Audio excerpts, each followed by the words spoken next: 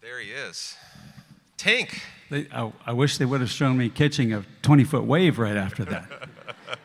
Not. Hello, my friend. Hey, good to see you. Nice to see you. Yeah, Texas boy. Yes. Right here. Glad to be here with you. I think we have a little bit of housekeeping to get out of the way before we dive in. I believe there will be many, many questions spurred on by the conversation over the next 45 minutes. So head over to slido.com to type those in, and then as Tinker and I wrap up our conversation, we're going to save time for those questions, and they'll pop up here on our monitors, and you can upvote and make sure that we get some time to talk about it. So there is the address, and with that, I think we are off. Good. Yeah, be careful with those questions. So I want to talk, I have so many questions for you, so many fun new topics to cover since we last saw you in that abstract episode a couple of years ago. I can't believe that was 2 years ago. But this gentleman here, I think one of the most important designers on the planet, certainly one of the greatest designers on the planet, and such an influence to me and so many other people in this room. I want to talk about the future, where things are going, but I think in order to understand that, we have to go back a little bit to your past as an athlete. Yeah? Okay. You can see some images. Yeah, can we pull those images up there?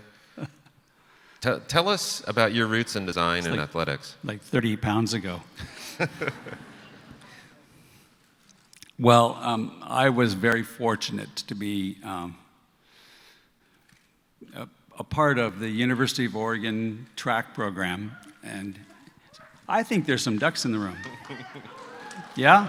Okay. Well, there's probably a few people from UT, I suppose.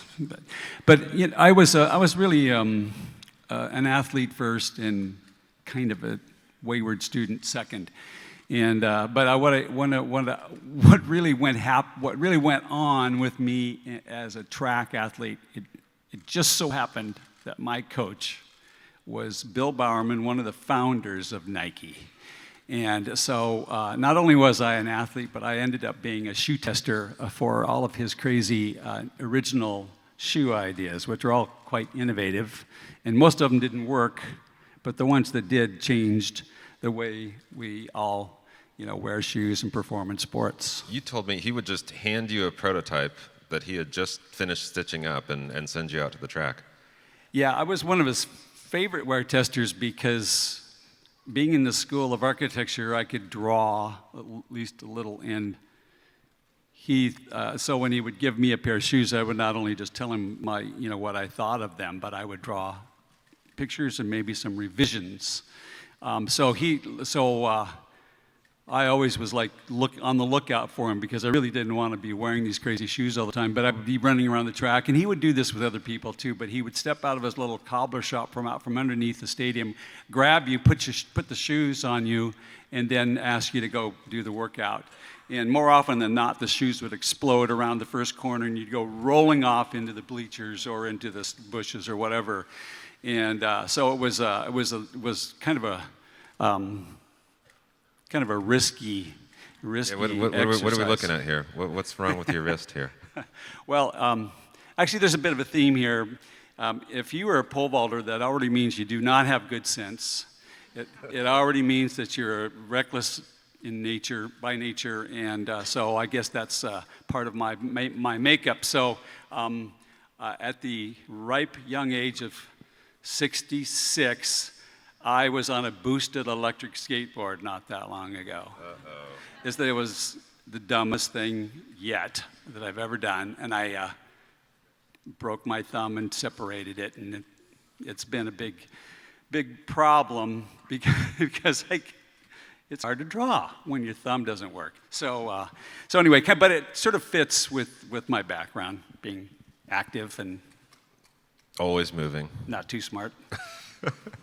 I want to ask you, so you were a Division I pole vaulter, almost in the Olympics, faced a pretty serious injury, and Coach Bowerman, he didn't like to be called coach, though. Coach Bowerman hated to be called coach because he had a coach who he didn't care for when he was younger, and so he liked to be referred to as just Bill or Mr. Bowerman, and he oftentimes referred to himself as a teacher of competitive response, which was a mouthful, but we went with it. And the design challenges that he faced, that you faced, I see so much of that in your work today in solving problems for athletes. Would you talk a little bit about that and your early origins with architecture school? Yeah, I think when I was in school, I had a lot of catching up to do, and I was trying to be an athlete, and it's a pretty tough double. So you learn how to solve problems just to kind of get the work done. But also, I think the idea of solving problems for people, and when you design buildings, or in this case, sneakers, is all quite similar. Which is basically you try to understand what the problems are, what people love and what they don't love, and their sort of their needs, their desires, their wants, and trying to sort of blend it all into some sort of acceptable solution. Maybe in some cases it becomes a very personal and beautiful object as well. But it's something that I learned, I think, pretty strongly while I was in school. And you, with your demands of your sport, also went to architecture school, and Bill allowed you to do that. Yeah.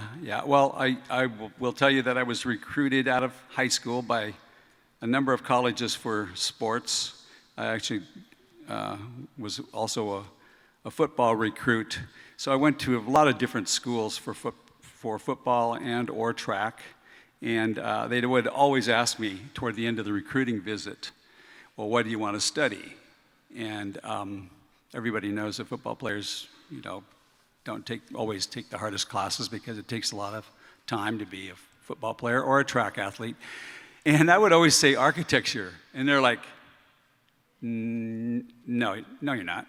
I'm like, I didn't understand that they would not give, in those days anyway, they would not give a full ride athletic scholarship to someone who wanted to participate in a rigorous, curriculum like that. So I didn't understand it. And so I just kept repeating it. I probably went to 20 different schools over the course of about a year and a half. And the last one I went to was the University of Oregon. And Bill Bowerman asked me that very same question. So what do you want to study? And I said architecture, because I was curious, if he was going to be like all the others. And he looked at me and he said, well, that's going to be pretty difficult. But I believe the educational process and striving to go further than you could ever imagine. And he said, I'm going to offer you the scholarship, and I will personally get you into the School of Architecture. So it was like easy decision to then say, I'm going to go to the University of Oregon. So I felt like it was a tough double, but it was part of a great education. Kind of lucky. More than that. So you graduate with a degree. Yeah. And you get a job at this place called Nike, but not as a shoe designer. That is you are correct, sir. I did get hired at Nike to be the corporate architect, which sounds weird because what does a corporate architect do in a company like that? Well, we were building stores and showrooms and office projects, and so that's what I did for 4.5 years at Nike. And it wasn't long before Nike ran into some hard times, and they were looking for more creative talent, and they asked me to participate in a design contest with all the other shoe designers, and I guess I won. I mean, this is kind of amazing. So tell me more about this competition. There's a brief.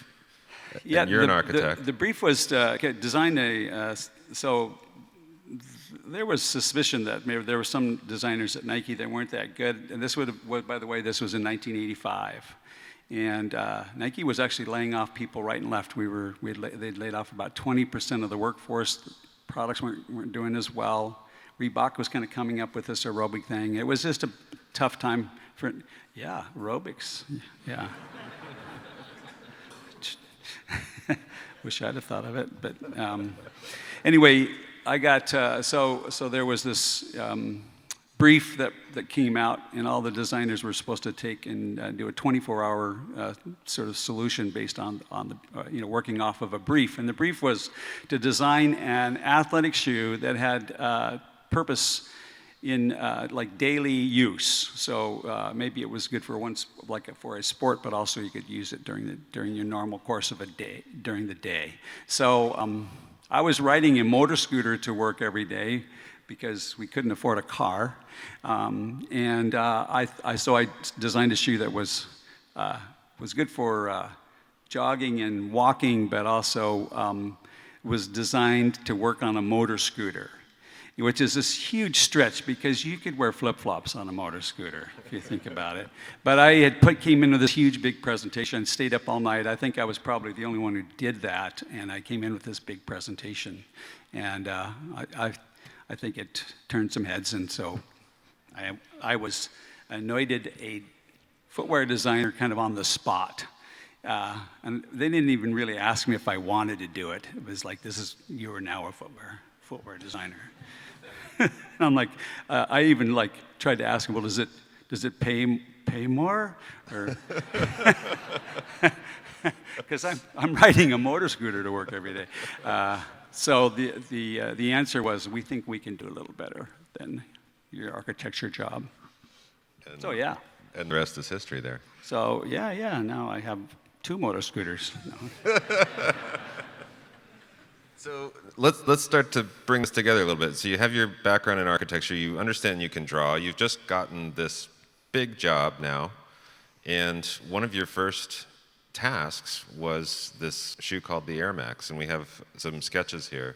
Bring all this together for us. Well, one of the things that I found out when I was asked to be a shoe designer, I didn't really understand that all the designers were working off of these marketing briefs.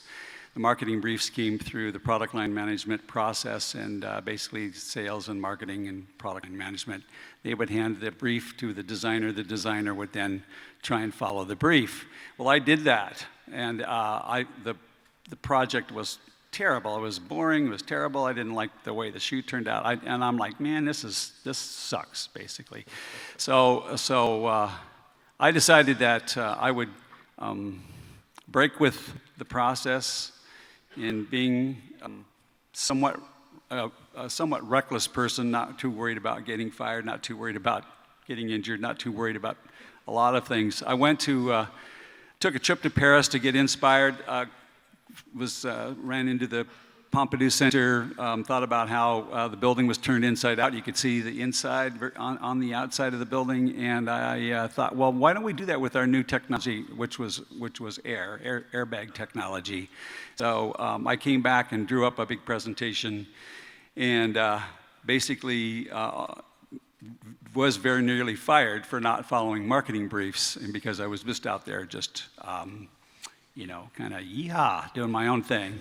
And doing drawings like this and trying to tell stories, and the story was, was all about, revealing what was different about one product versus another. And so this drawing, I think, sort of is a way to do that, to go through that storytelling process. What does it feel like when you walk around and see that shoe? I told you so. Anyway. I did say that a few times, by the way, because they literally did. There were certain executives and people in the marketing process that thought I should be fired, and I think that the moral of the story is if you believe in something strongly enough and you have the idea is a good one, it's worth fighting for, even potentially being fired over, and that's the way I felt about it. So it was good. It was a good feeling to watch it, shatter all the sales records and all things. How do you find where you're going to push? Because it's pretty easy, I think, just to say, I'm going to break all the rules and we're doing it my way. But there's some specific calculations here, like the color red. Tell us about that? Well, like the Pompidou Center, they wanted to not just turn the building inside out, but they wanted to make it even more overt by using those primary colors and just make it pop. And I think that my intent with this shoe was we didn't actually have any red running shoes. In fact, there weren't any red running shoes in the marketplace. And so I thought if I used a really bright color around the top of that midsole, just as a frame, and a way to call attention to the midsole and the open window that was the airbag. That is the airbag.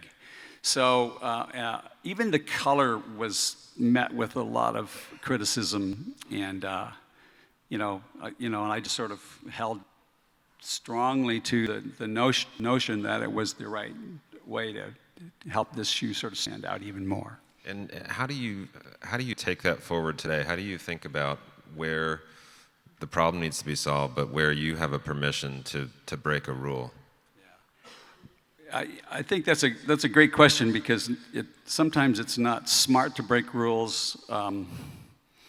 It depends on the context. It depends on your own personal degree of self-confidence and maybe the organization you're in. But I felt like at the time, for me, and even still today, that I feel like I know what I'm doing. I think I go through the right process of doing research, understanding, and developing insight. And I often say that when I sit down to design something, it's a culmination of everything that I've seen or done or experienced in my life up to that point. And if you're a busy person, if you've done a lot of things, if you've seen a lot, and you have some insight, then that gives you sort of the confidence, I think, to take those risks and sort of buck the system, do something new and different. We were talking backstage just now a little bit about that concept about design influence being out in the world and being influenced by Renzo Piano.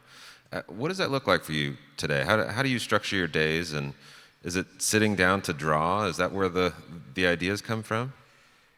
The answer is that it's not that maybe there aren't some ideas rattling around in my head, but normally I get inspired by getting out in the world and going to a concert, meeting interesting people, traveling around, and participating in various activities, from risky sports to nuanced, kind of music opportunities.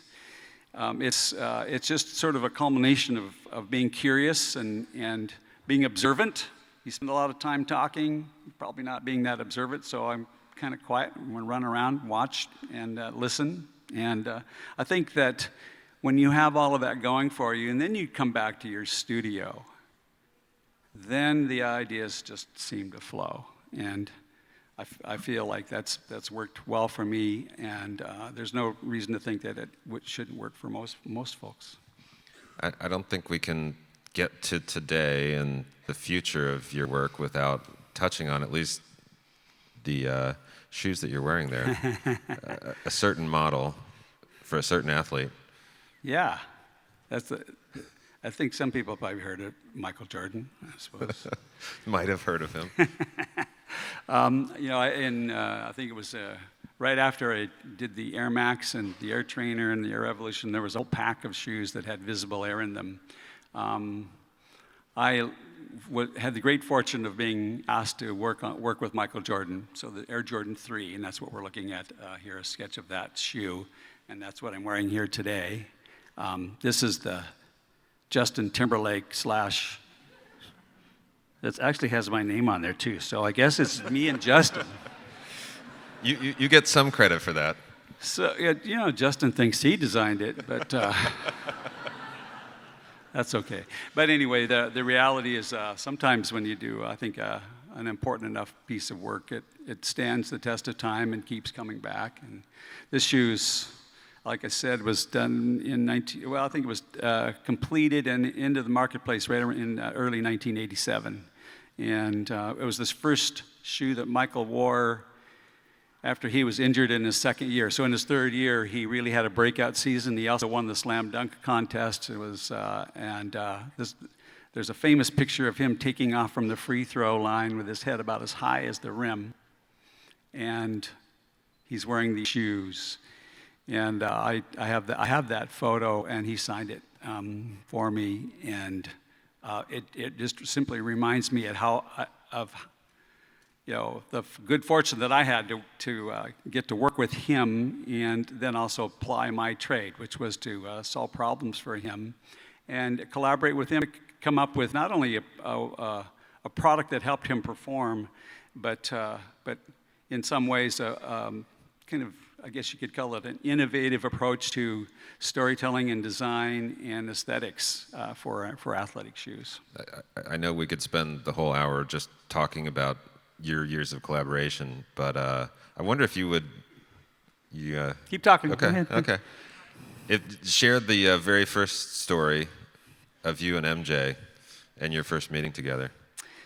So I was not given too much time to work on this first shoe, and I jumped on a plane, went to Michael's condo in Highland Park, outside of Chicago, and I was with a sports marketing gentleman by the name of Howard White, who's like a huge legend at Nike, and he really was part of helping me get in the door just to meet Michael Jordan. And so we went to his place, and we could hear this rumble in the lower level of his condo. It was like a walk-up, and there was this rumble, and there was crashing going on, and screaming and cussing, and we knock on the door, and we hear, "Come on in, come on down." So we go down there, and it's still like chaos down there.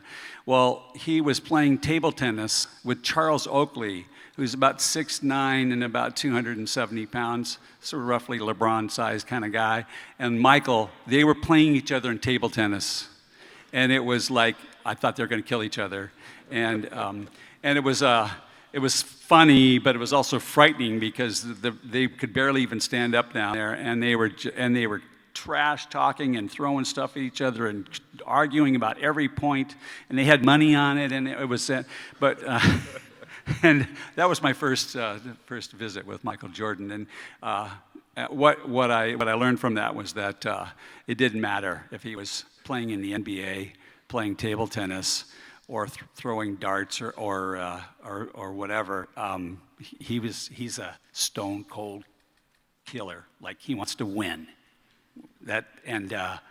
That's usually what separates people that are pretty good from people who are the best. So I learned that right away. It was pretty fun. And then you're showing him the first designs for these shoes, for the threes, and he was a little late, as I recall, to your first meeting. Well, unbeknownst to me, he wasn't very happy with his contract at Nike, and he wasn't happy with the Jordan 2, which I had nothing to do with. It was the previous year. He broke his foot in it. He was pretty upset about a lot of things. And he wanted to leave Nike. In fact, the word was he was going to leave after that. He was going to break his contract and just leave. And so we had a meeting in Southern California, and his parents, Phil Knight, the head of Nike, head of sports marketing, myself, and a couple other folks. And we waited for 4 hours before Michael kept us waiting for 4 hours. Turns out he was on the golf course with the two guys that were trying to hire him away from Nike. So then he finally did show up 4 hours late, upset, cranky. Show me what you got. I got to get out of here, kind of a thing. And this was funny. So Phil Knight, is a wonderful, wonderful, innovative person. Super cool guy. He doesn't suffer fools. He doesn't, I was surprised he even hung in there. Michael comes in the room. I thought he was going to tongue lash Michael and then kind of get after him a little bit. He goes, "Well, Michael, I'm glad you finally made it." He pauses. I think everybody thought he was going to just go into this beautiful speech about why he should stay at Nike, and he goes, still pausing. He just goes, "Take it away, Tinker." This is like my fourth shoe of all time. And so I'm like, what? so it was left to me to sort of take over the meeting and show Michael. I actually had a beautiful prototype of this design, and within about 15 minutes of him seeing that particular prototype and me explaining the two meetings that we'd had before that, he started smiling, and before long, he was in a much different state of mind. And the great news for me was that Phil Knight watched the whole thing sitting there. He watched Michael go from leaving Nike to, oh, maybe this is okay. So I asked Michael about 3 or 4 years later, I said, so Phil Knight, at least I think still even today, possibly, thinks I saved Nike that day because Michael was such an important, person for our brand and for the sport of basketball. And so about 3 or 4 years later, we'd done a few more shoes. I got up the nerve to ask him, so when you were so pissed off, and we saw the new shoe, the new Jordan 3, and then you re-signed with Nike after that meeting. Was it the shoe? Was it the shoe? And he goes, well, yeah, it was shoes, but also my dad caught me out in the parking lot afterward and basically told me that, son, don't you ever disrespect your mother and myself again, and if you owe an apology to Mr. Phil Knight. And so then he says, I'm sorry, Dad, I'm sorry. What should I do? And his dad basically told him to stay with Nike.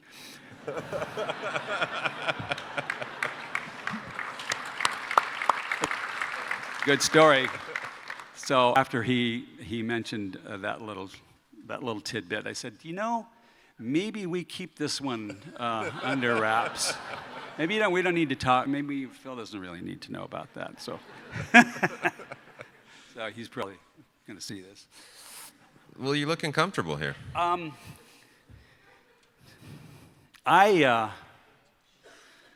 brought. There's a guy who plays for the Houston Rockets, B.J. Tucker. You know him? He's the coolest dude.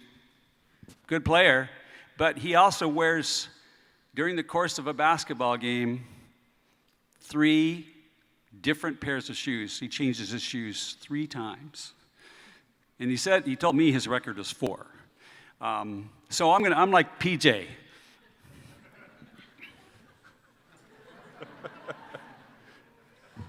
Whoa.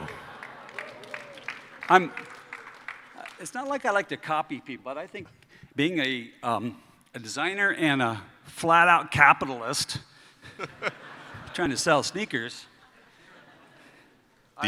these are I thought I'd just not change something shoes I've seen before. right in front of you.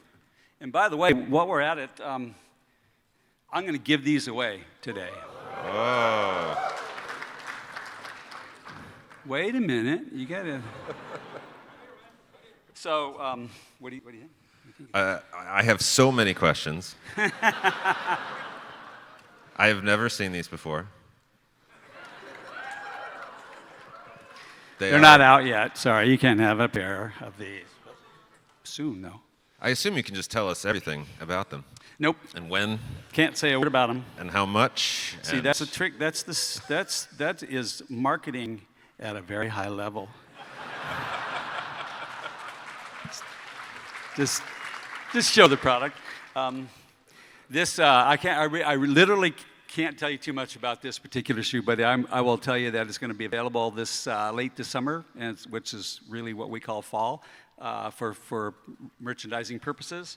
And it's a whole new genre of product. It's not for running; it's for something else. And I think it's just a fresh new look at the archetypal nature of athletic shoes. And so we'll have to just wait for the advertising campaign and a few other opportunities to tell the story, because there's a really cool story about why this shoe is designed the way it is. So look incredible. Yeah. What should we do with these? What size are they? Do you want them to be worn, or Huh? do you want them to be worn, or do you want them to be in a museum someplace? Well, okay. Let me look around. Let me look around. This is a size 10 and a half. Slightly sweaty. And whoever gets these, if they want me to sign them, I will. But that'll have to happen after this presentation. I'm looking around. Look, if you have an official shirt on, I don't know. Is anybody here? Let's see. Nike, I see that. Come on.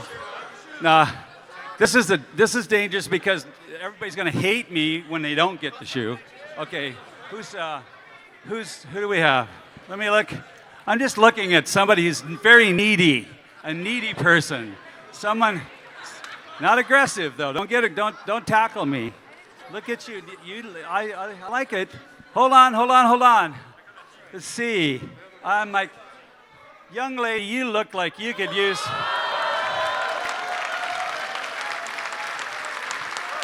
What's your name? Carolina. I'm from Brazil. She's from Brazil, so international.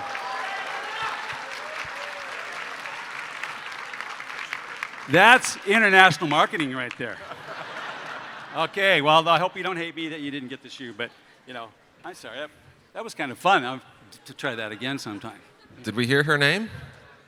I just heard I don't think Carolina. Carolina from Brazil. Thank Well you done. again. That was well great. done. And talk to me afterwards, and I will, if you want them signed, I'm happy to do it. And if not, I'm happy. So you're giving away a bunch of these too, right?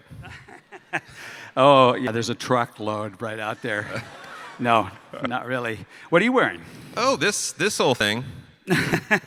This happens to be something. I look at the screen here. Can we throw this up?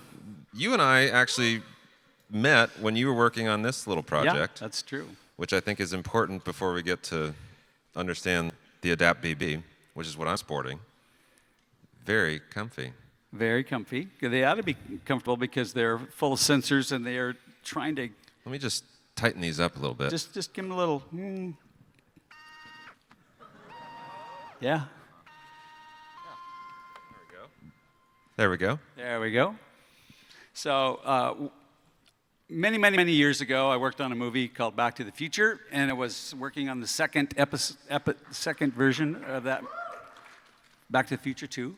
And they asked me to design something for the year 2015. And this was 30 years ago? How long 86, right? 86, so a long time ago. Anyway. 87?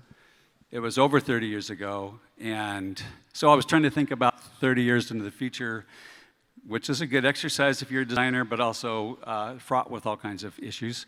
But anyway, I thought that in the future that shoes should, maybe they might come alive and sense who you are and then become the right shape for your foot. Just as a matter of course, like they would just automatically do it. And after many years of not even thinking about it after the movie was out, we kept getting requests from all kinds of sneaker collectors from all over the place. In fact, there were two different 30,000 person, what would you call it? It was like a list that was... Oh, a petition.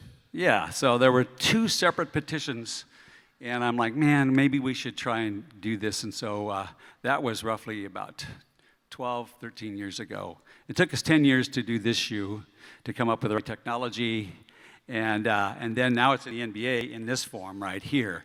So that took another couple of years.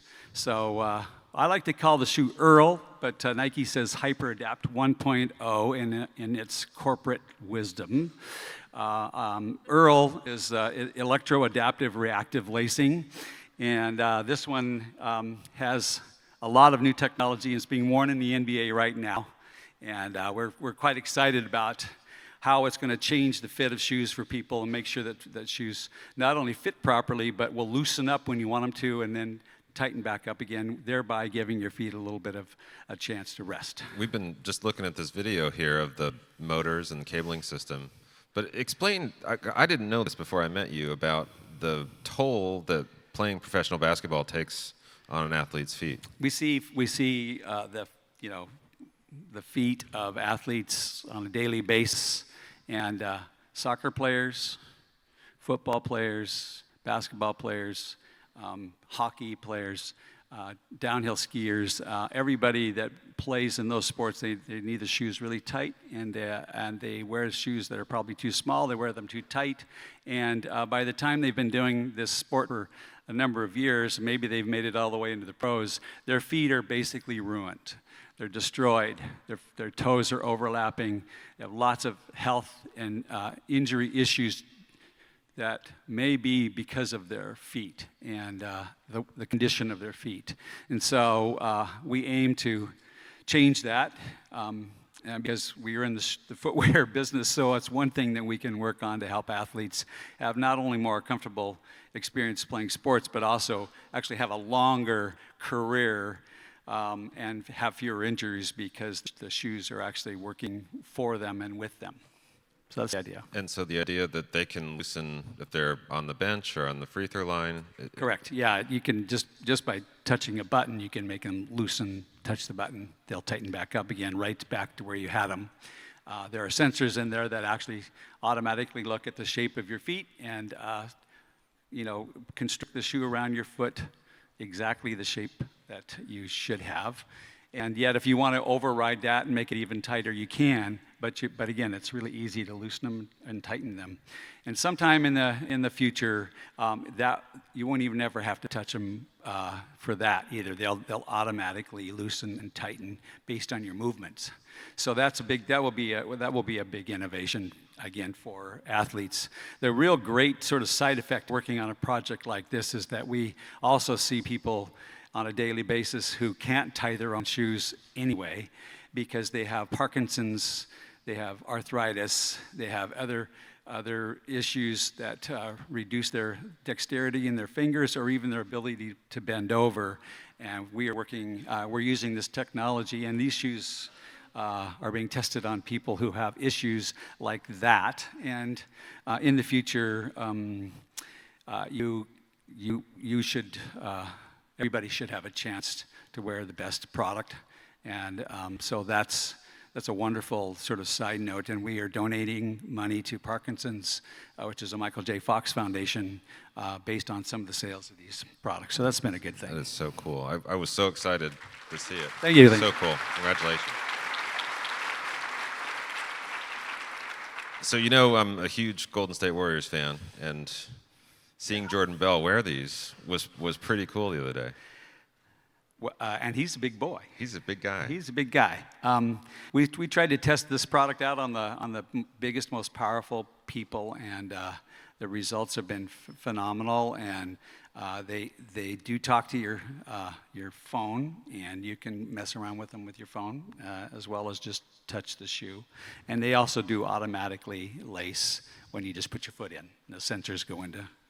Not only that, they look amazing. Tell us about the design language, because I know the HyperAdapt 1 was influenced a bit by the movie WALL-E. Yeah. The HyperAdapt 1 was really me really loving the story between two robots. One, it's like a trash compactor, and one was the super modern,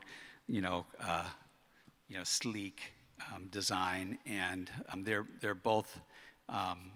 Have names, Wally and Eve, and I felt like that you could take a pseudonym work like that and figure out how to give kind of a humanistic kind of flavor or personality to a product just through design and also the name. So that's I was really influenced by that movie because it was a lovely story about the environment, and also it's a love story between two robots, and I think that's pretty cool.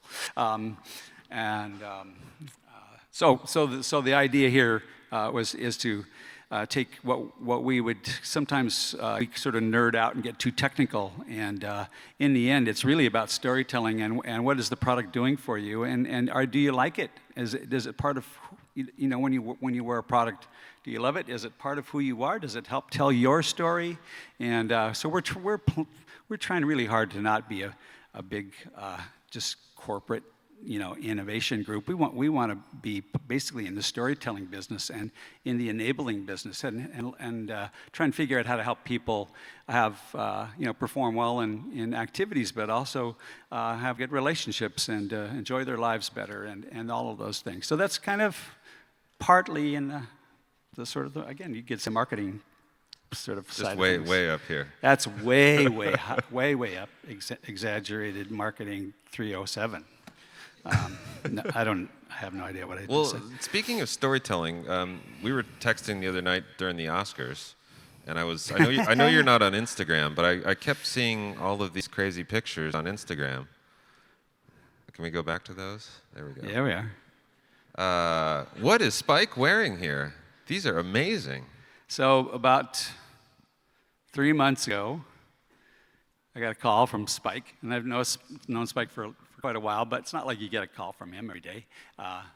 And I pick up the phone, I see it's him. I'm like, hey, Spike. He goes, Tinker Hat, the legend. And he kind of went into a little bit of Mars blackmail, and he was like, we created some history back in the day when we did those Air Jordan 3s and we did the Mars Blackman ads, and he went on and on and on, and I'm like, yeah, that's cool, thanks, but what he really was getting around to is that he had spoken to Michael Jordan, and Michael Jordan had authorized him to talk to me to design a shoe for him to wear to the Golden Globes, and then also if he got nominated, another different pair to wear to the Oscars. And so what we're seeing here is kind of the final result of the shoes that he wore to the Oscars, and he's so excited. He's more excited about these than the Oscar, I swear. He loves sneakers. It's great. It's super fun. He's a great guy to work with, and I think that's something that is sort of become what I would call a perk of sorts, that we get to help athletes, we get to help people perform better in sports, but the relationships with people, important people who, and in this case, Spike Lee has very important things to say, about our culture and of course all the issues around racism and inequality, and I'm just proud to be a part of helping him tell that story and be excited about going forward and doing the next project. So this was really great. So cool. So cool. I think we have time for a couple questions, if we can throw those up here on the screens. Oh, boy, we got some good ones here. I'm going to go right to the top here. Yeah, what do you think it's a about tough that? one. What's Okay. your favorite sneaker that you didn't design, and why? Yeah, well, that's pretty easy. It's the Air Force One. Yeah, there's some Air Force One people in here, and I think that was really the beginning of really great new performance technology in the sport of basketball. And the designer's name is Bruce Kilgore, and then there were some other people that collectively helped with that shoe. And it happened just before I became a designer, and I think it's one of the all-time greats. So It's a great one. So, okay. Ooh, this is good. As an artist and designer, we tend to be perfectionists. How do you define when a project is done? Oh, Matt, that's I'm asked that question a fair amount, because if left to your own devices as a designer, I think you would just keep trying to design something until it was closer to perfection. But the reality is, we have to be disciplined. You have to have sort of check through some boxes and try and accomplish what you're trying to do, but at some point you need to feel like it's time to finish and move on to the next thing. And I think that for me it's pretty easy. I have never been a perfectionist. As a pole vaulter, I missed the pit like regularly. So and that's I make mistakes, and I'm cool with that, and so I just sort of get to this point, and I'm going, you know what? I think it's good. I'm going to let it ride, and because I have more to do, and I don't want to be stuck too long on any one particular project. So it's really for me. It's a psychological thing about just trying really hard to get to where you need to go, but also recognizing that you may not ever quite get there, so you need to then sort of move on to the next thing, and then the next thing, and the next thing. And I have 20.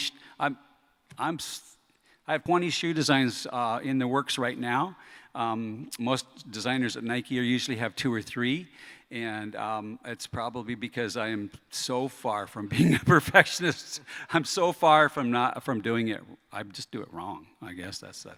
So that's and I'm cool with that, by the way. So I'm going to use the middle one here as a follow-on to that. So what's the next frontier in footwear as you work on all these 20 different designs? What are the technical barriers that you're working on? We talked a little bit about it with the Adapt. Well, actually, I think there's two different directions for footwear. One is minimalism, which is really designing shoes to feel less and less and less, to be almost unnoticeable on your feet. Kind of like what you're wearing, right? Kind of like, yeah, sort of like not that.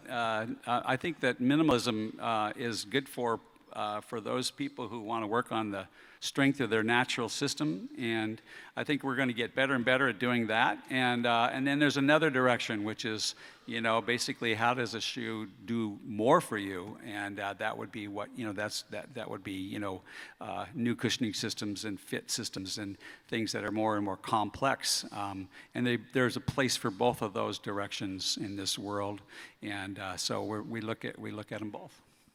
What do you think here? You got 3 choices next. How do you feel about Virgil Abloh's subtle redesign or rendition of Jordans and Air Maxes? I don't know about that. No, I chose that one on purpose because I think he's a great designer. Maybe he was here, I don't know, or he's going to be here this week. But Virgil is a tremendous designer, and I think that the word subtle is what I like because he respected the design work like my design work, and he made some just nuanced changes that sort of fit in with a modern day in terms of style and aesthetics, and so I'm cool with that. I think that's great, especially when the person who's doing the reinterpretation is that skilled. Yeah, he's pretty amazing.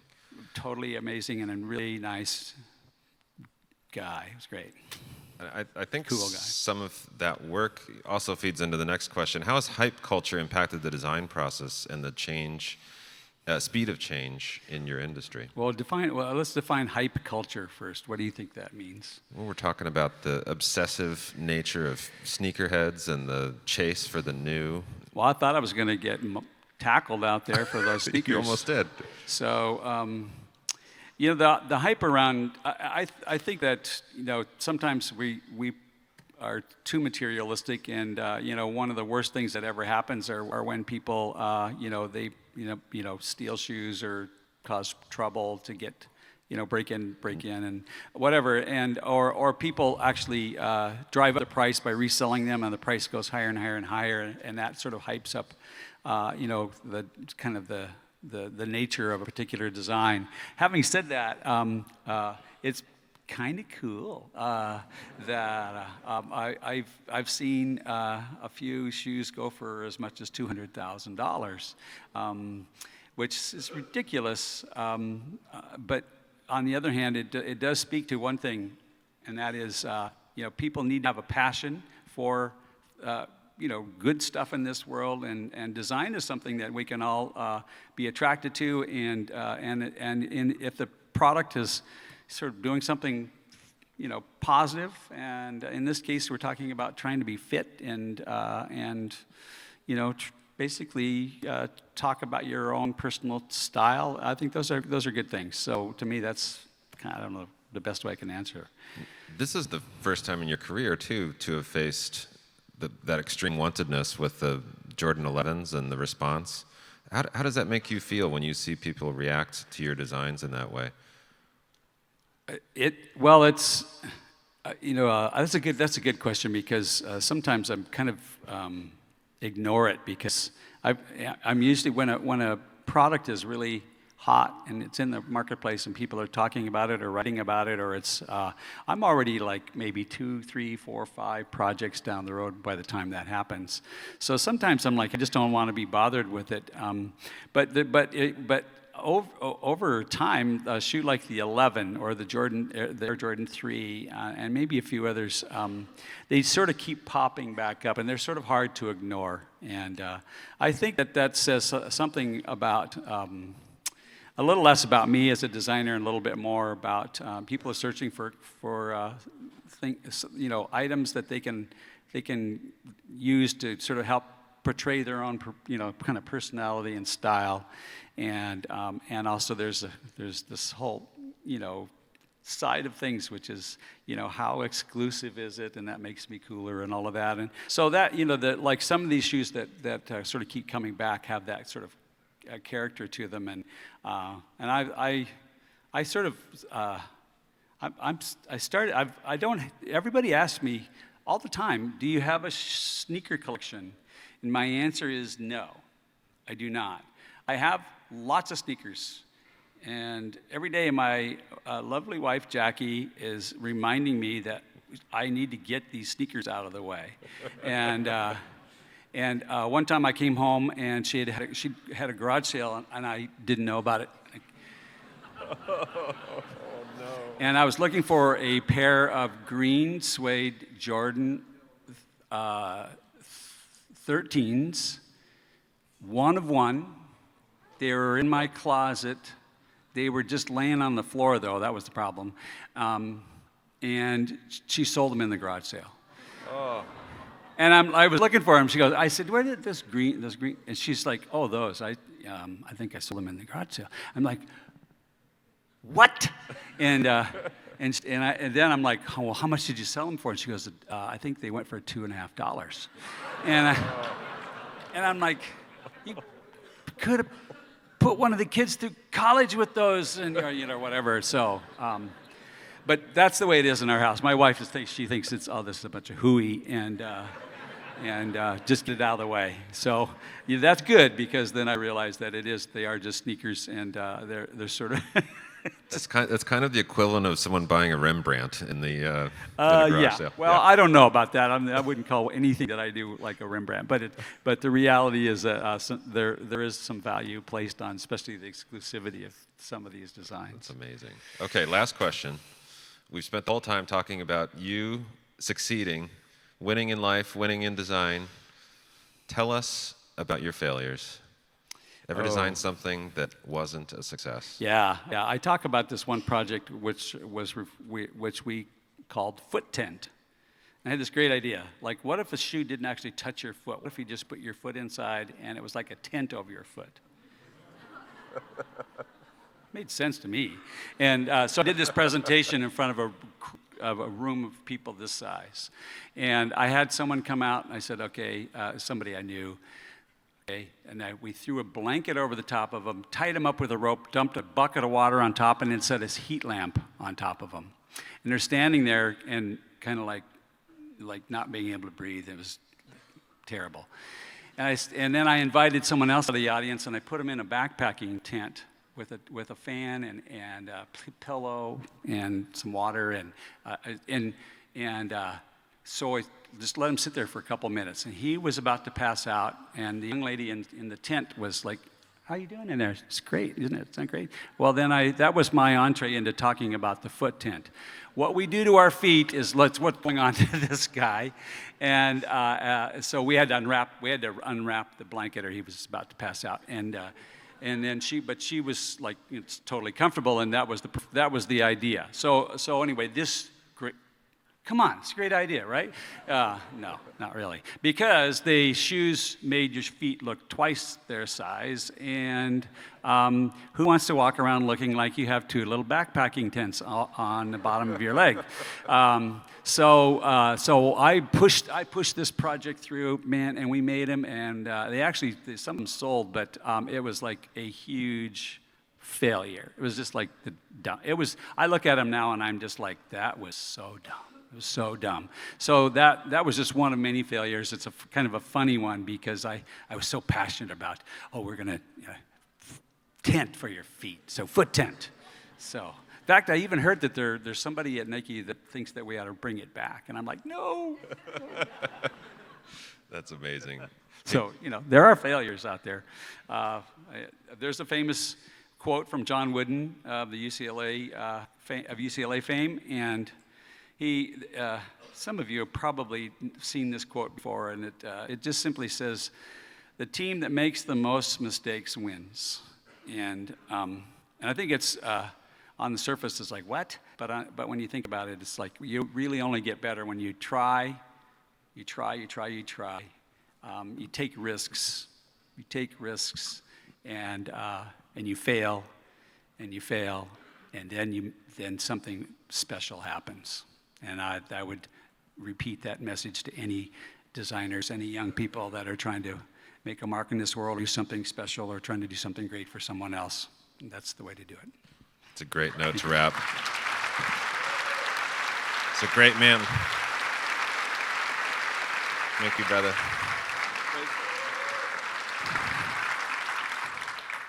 So I think it'd be remiss to not give Scott a big hand. He's been a wonderful friend, a great partner. He's the mastermind behind Abstract, which really is about 8 different ways to design amazing things, and I think it was a wonderful thing. And he's from Texas. Yes. So one more hand for Scott Dadich, everybody. Thank you.